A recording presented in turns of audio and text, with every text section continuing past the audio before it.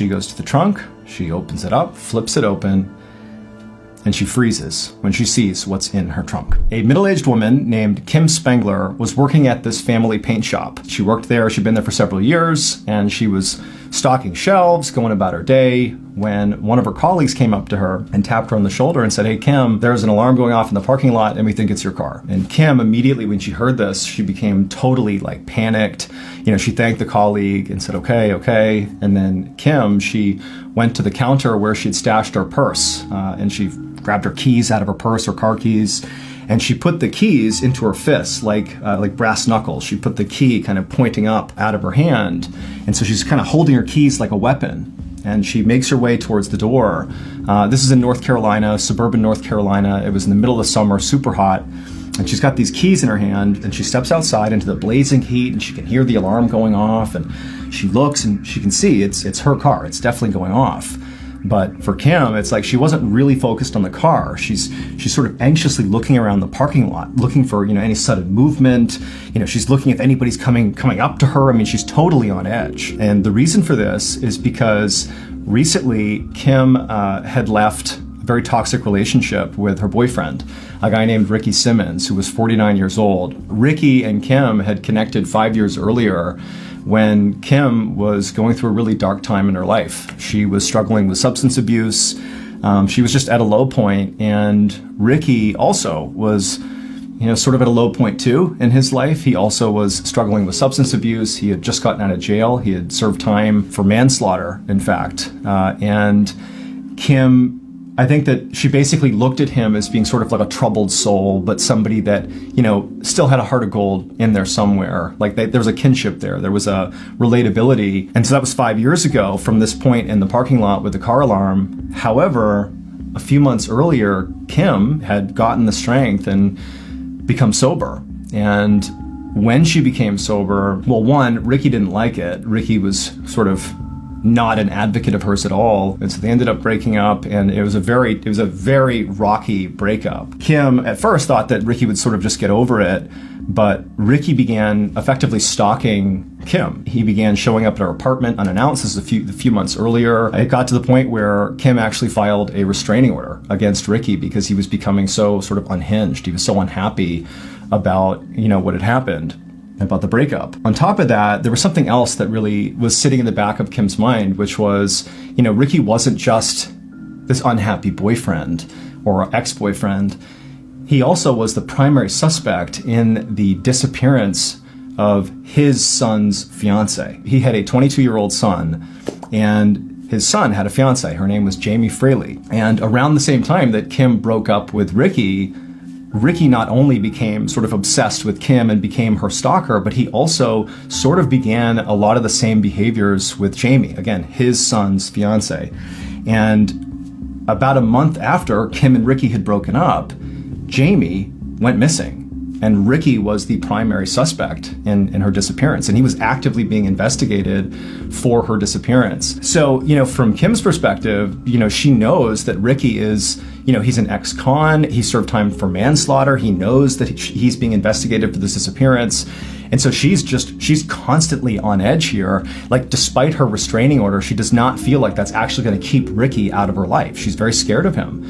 And so when her alarm went off, her first thought is, it's got to be Ricky. Maybe he's broken into my car. Maybe he's setting a trap for me, whatever it is.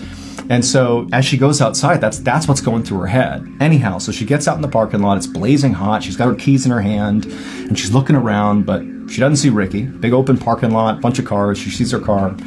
And so she clicks her key fob and turns off the alarm because it is her car that's going off. And she walks through the parking lot and she gets to her car. She kind of is careful as she's walking up to it, making sure nobody's hiding, But when she gets to her car, she sees there's no damage. The car is undamaged. All the windows are rolled up. There's certainly no sign that anybody broke into her car. And so Kim is thinking, okay, clearly what's happened here is, somebody must have just bumped into it. And she ends up going back into the paint shop.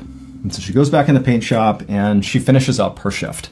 And by the time her shift ends, which was only a few hours later, she hadn't forgotten about the car alarm thing because Ricky and sort of the torment he was causing in her life was really front of mind for her. And so when she left the paint shop now to go home, she had calmed down, but like she's walking through the parking lot, going back to her car, like just again on edge. She's got her keys, poking out of her hand like as a weapon. She gets to her car and there's nobody there. She immediately hops inside, shuts the door, locks it, turns it on, blasts the AC. And it's like she can relax. Like, okay, she's safe in her car. But as she's sitting there, she sort of took stock of the fact that her car was kind of a mess. Now, normally Kim was a very organized and clean person. She was very tidy. But really over the past few months that she'd been dealing with this saga, which was the Ricky saga, she had sort of, kind of fallen off on regular duties, like keeping her car clean, that type of thing. But she knew the next day, which was Sunday, she was going to be going to church early in the morning, and she had volunteered to drive some of her church friends to church. And so she's thinking as she's sitting in the car, exhausted from the day, like, oh, okay, the car's kind of smelly and there's trash and there's clothes and there's this. She said, I got to clean out my car when I get home because I don't want to, roll up to my friends tomorrow for church and have this car be smelly and gross. And so she tells herself, as soon as I get home, I'm going to clean my car. And for what it's worth, she typically did do that. Most nights, she would clean her car out, take out the clothes, whatever. But, after her drive, finally ended and she got home, she just, she was checked out. And she's like, you know what? I know I need to take out my dirty clothes and take out the trash and clean up, but I just don't have it in me.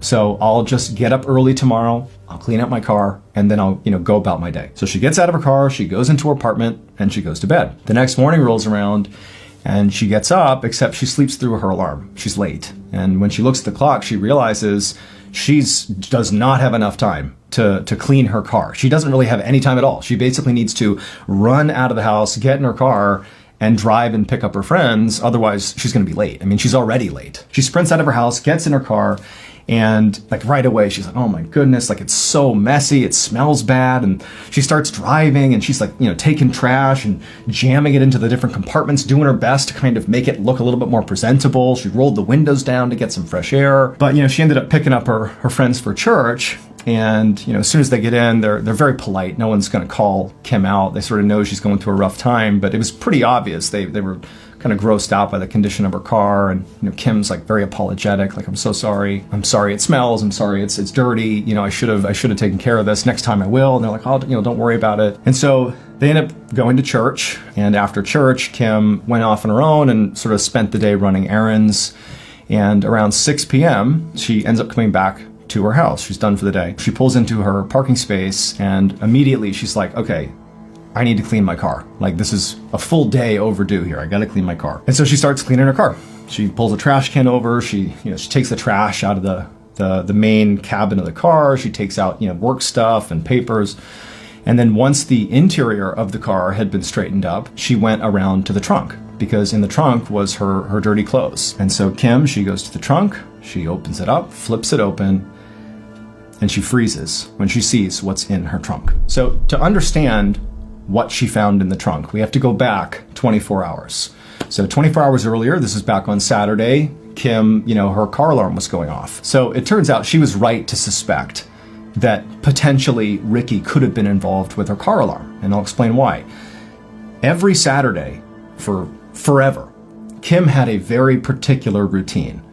Every Saturday, she would go to the gym in the morning, she would change out of her clothes, and she would put her gym clothes in the trunk, put on her work clothes, she'd go to work, and then in the evening, she would get home and take those dirty clothes out and clean them. That was her routine, and it was such a routine that, Ricky was aware of that routine. And so on Saturday, when she's at work, when the car alarm went off, it was Ricky. Ricky had broken into her car. Ricky knew that at the end of the day, she's going to open up that trunk to take her dirty clothes from the gym and bring them inside and do the laundry. But unfortunately for Ricky, Kim didn't do that, right? So Ricky, he breaks into her car and he climbs into her trunk. And in hand is a knife. He's holding a knife. And he closes the trunk on himself, knowing again, based on her routine, that she's going to open that up at the end of the night and he can spring out and attack her. But because of Kim's torment from Ricky and how scatterbrained she was, she didn't empty her trunk that night. And so for 24 hours, Ricky stayed in the trunk with that knife, and he eventually cooked to death. And so when she opened it up, He was dead and decomposing in the trunk, still clutching that knife. In addition to that, unfortunately, Jamie Fraley, so Ricky's son's fiance, her body was never found. She was never found. And police still suspect that Ricky had murdered her, but we don't know what happened to her. But what almost certainly happened is simply because Kim did not open the trunk that night, she saved her own life.